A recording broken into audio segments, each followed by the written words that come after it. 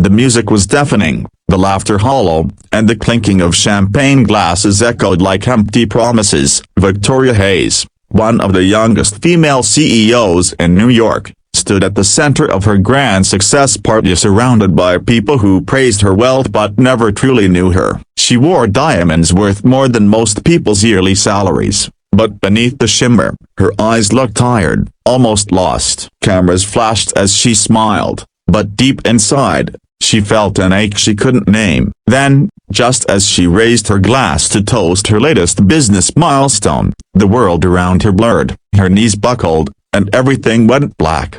When Victoria opened her eyes again, she didn't see chandeliers or city lights. She saw a cracked ceiling, smelled the faint scent of oil and metal, and heard the soft humming of an engine somewhere nearby. Her head throbbed as she sat up slowly, realizing she was lying on an old couch covered with a worn-out blanket. Her designer dress was wrinkled, her diamond bracelet missing. She blinked a few times in confusion. This wasn't her penthouse or anywhere she recognized. Then she heard a small voice. "Are you okay, lady?" Victoria turned her head. Standing beside her was a little girl, no more than 6, holding a rag doll with one missing eye. Her hair was tied in messy pigtails, and her eyes were wide with innocence. Where am I?" Victoria stammered, clutching her head. "In my daddy's garage," the girl said proudly. "You fell near the street last night. Daddy said you were sick, so he brought you here." Victoria tried to remember. The lights,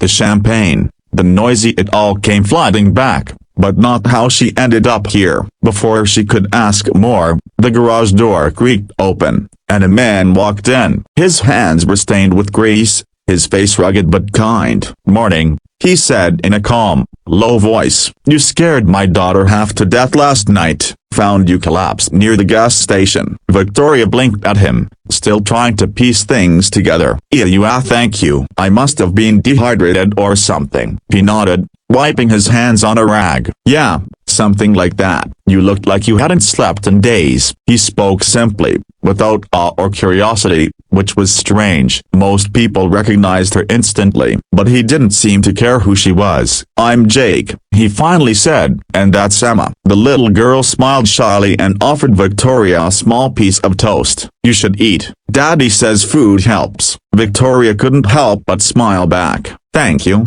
Emma." As she ate the plain toast, she glanced around. The garage was small and cluttered, tools scattered, an old radio playing faintly, and a car engine on a lift. It was the complete opposite of the world she lived in, and yet there was warmth here. When she tried to leave, she realized her purse was missing, her phone was dead, and her car keys were nowhere in sight. Jake offered to help her charge her phone, and while waiting, they talked. He told her about how he lost his wife 2 years ago in an accident and how he'd been raising Emma alone. Business was slow, but he managed. Victoria listened quietly, something she rarely did. For once, no one wanted a deal, a connection, or an advantage, just conversation. Over the next few hours, as her phone charged, she played with Emma, helped Jake sort some tools, and even laughed a real laugh she hadn't felt in years. When she finally checked her phone, it buzzed non-stop, hundreds of missed calls,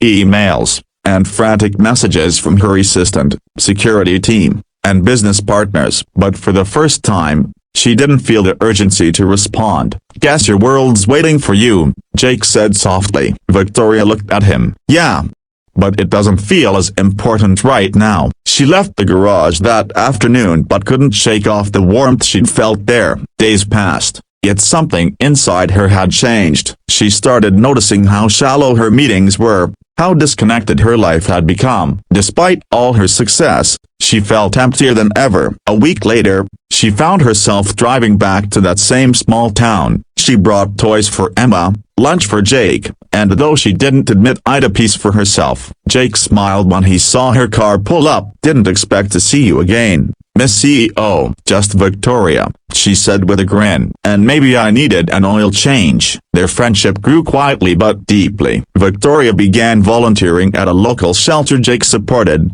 funding repairs for struggling families. Slowly, she realized that the happiness she'd been chasing through wealth was something Jake and Emma had already found: love, contentment, and purpose. One evening, As they sat outside the garage watching the sunset, Emma climbed into Victoria's lap and said, "You smile more now." Victoria hugged her tightly. "That's because I finally have a reason to." Jake looked at her, his eyes soft. "Sometimes life makes you faint just so you can wake up in the right place." Victoria laughed gently, tears glistening in her eyes. "Guess that's what happened to me."